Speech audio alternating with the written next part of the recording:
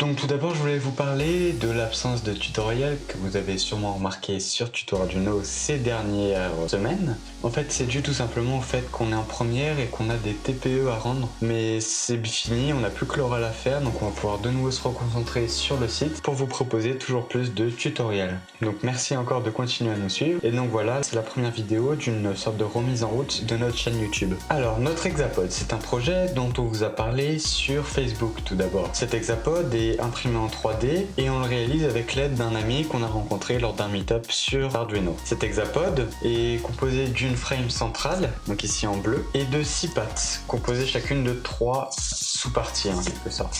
On a donc un total de 18 servomoteurs sur l'hexapod qui contrôlent les 6 pattes, donc on a 3 degrés de liberté par patte. Le premier degré de liberté, c'est le degré gauche-droite. Donc là, c'est un moteur qui est fixé sur la frame centrale qui vient donner l'orientation de la patte. C'est fait grâce à une petite pièce, donc imprimée en 3D, qui ressemble à un U et qui peut accueillir de l'autre côté un autre moteur qui va être lié à la patte en elle-même. Ensuite, deuxième axe de liberté, c'est en quelque sorte l'écartement de la patte. Donc ici, c'est un deuxième moteur qui va gérer sur 180 degrés l'écartement de la patte. Et enfin, le troisième, c'est ici, la hauteur de la patte en quelque sorte, avec la troisième partie la plus grosse qui bouge vers le haut et vers le bas, sur 180 degrés aussi. Donc je vous ai pas présenté voilà les deux dernières pièces. Donc ça c'est la patte qui touche par terre, qui est reliée à donc son petit axe ici. Vous remarquez ici qu'il manque 2 pattes, donc c'est tout simplement parce que j'ai pas fini de le construire, ça prend un peu de temps et on en manque un peu en ce moment. Donc pour assembler tout ça, j'utilise du pistocol, donc c'est tout simplement des bâtons de colle qu'on fait fondre et ça colle à peu près tout, donc c'est parfait pour cet usage. Pour contrôler tout ça, on va utiliser une carte Arduino Omega parce que ça fait un total de 18 servomoteurs, donc 3 par pattes, 6 pattes, ça fait 18. Donc 18 servomoteurs Arduino Omega Hero Keys. Donc on en a acheté une nouvelle de SainSmart sur Amazon qui me paraît tout à fait bien, même si j'ai pas encore eu l'occasion de la tester. On a aussi acheté des plaques de soudure, donc ça c'est très utile. On en a acheté par paquet de 10 d'ailleurs. Donc là c'est double face, on peut souder des deux côtés et ça va nous servir à relier tous les moteurs entre eux.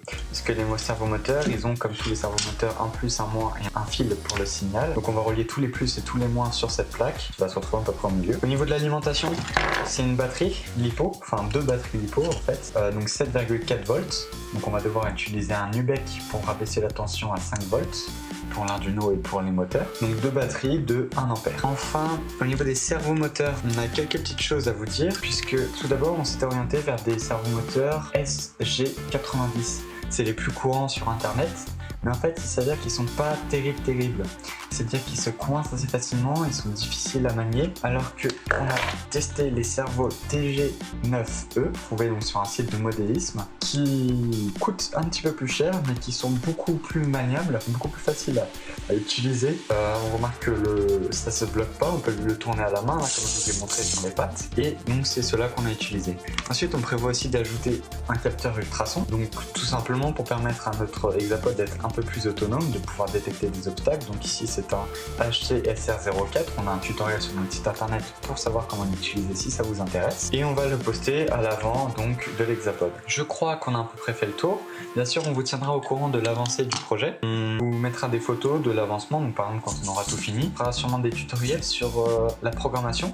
On va essayer de sortir une librairie pour que tout le monde puisse pouvoir refaire le sien, et aussi on va essayer de vous fournir les fichiers 3D pour si vous avez accès à une imprimante, pouvoir refaire le vôtre pour vous amuser. Voilà, c'est à peu près tout. Je vous dis à la prochaine vidéo et amusez-vous bien d'ici là.